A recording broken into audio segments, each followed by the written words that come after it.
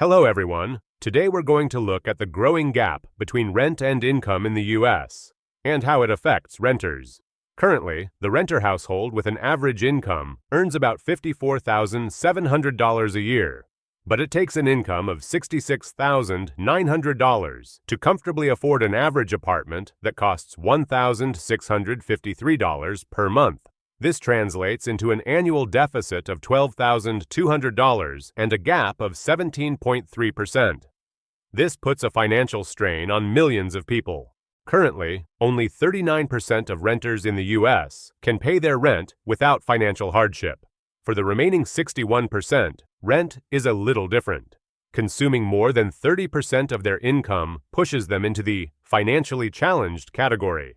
During the pandemic, there was a huge increase in high-rise housing projects, which temporarily lowered rents. However, as demand remained strong and the supply of new housing was insufficient, prices have rebalanced, but they are still expensive for middle and lower-income people. In some cities, the situation is even worse.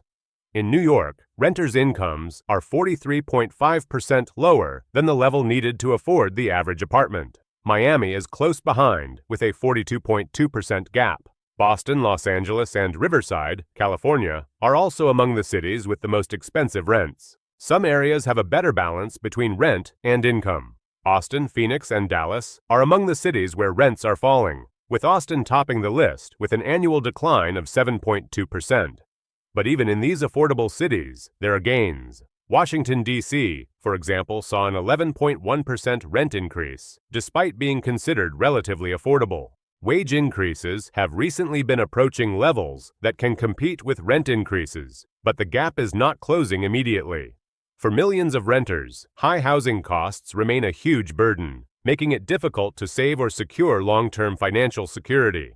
Moreover, unlike homeowners, renters cannot benefit from property appreciation and miss out on the chance to accumulate wealth. The right thing to do is to keep good credit scores and take out home loans. This will make you both a homeowner and profitable in the long run. Remember, it is becoming increasingly difficult for low-income and middle-income families to own a property without a loan. Loans may be difficult for the first few years, but with increases in the minimum wage and inflation, these loan payments will lose their value, and you will breathe a sigh of relief. So, is this rental income gap affecting you? Share with us in the comments, and don't forget to like, subscribe, and share for more information on housing trends.